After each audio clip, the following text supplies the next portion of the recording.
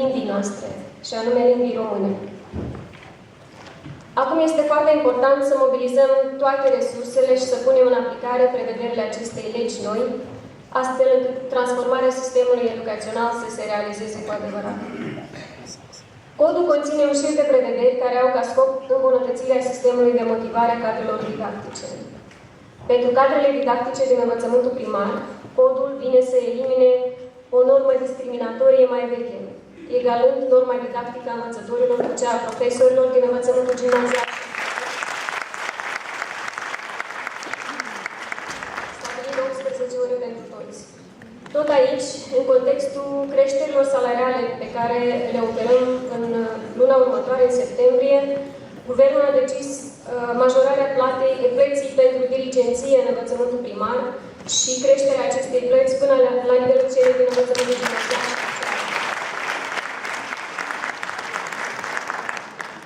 Codul conține și alte elemente care au ca obiectiv creșterea sistemului de motivare, în special pentru tinerii specialiști. Avem prevedere care presupune sprijin pentru inserție profesională în primii 3 ani de activitate, inclusiv reducerea la 75% a normei didactice pentru un salariu de funcție, indemnizații bănești și așa mai departe. Noi realizăm că aceste lucruri nu sunt suficiente și de aceea, la moment, suntem în proces de elaborare a unui program național al cadrelor didactice în care ne propunem să abordăm problemele cap-coadă, începând de la sistemul de formare inițială, reformarea sistemului de formare continuă, o nouă lege salarizării care să crească nivelul salariului, să-l aducă la un nivel competitiv în economie, dar și să țină cont de performanțele cadrelor didactice. Ne propunem să venim cu acest document până la sfârșitul acestui an calendaristic sau cel târziu la începutul anului 2015. Pentru că formarea profesională continuă a cadrelor didactice este un element important al strategiei noastre educaționale, noua lege stabilește dreptul garantat de stat la stagii de formare profesională în domeniul activității didactice, cel puțin o dată la 3 ani.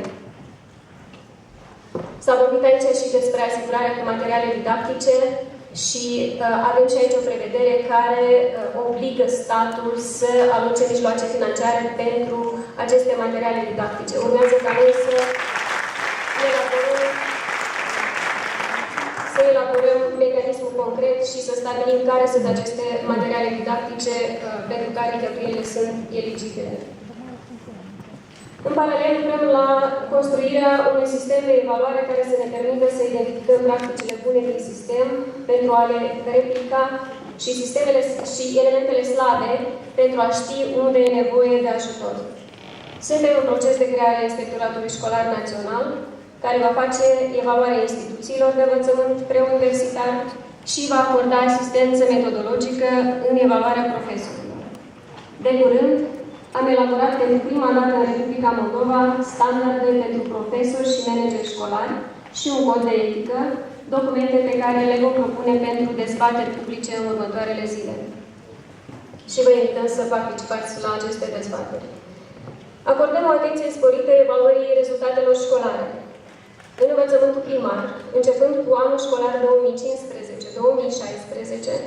notele vor fi înlocuite cu descriptori de performanță, care sunt niște enunțuri succinte despre competențele pe care elevul le-a acumulat la o anumită disciplină într-o anumită perioadă de instruire.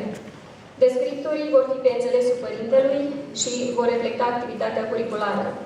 Totodată, noua modalitate de evaluare, credem noi, îl va ajuta pe copil să se autoevalueze, ca să știe la ce nivel se află și să poată lucra ulterior asupra lacunelor pe care le întâmpină în procesul de învățare.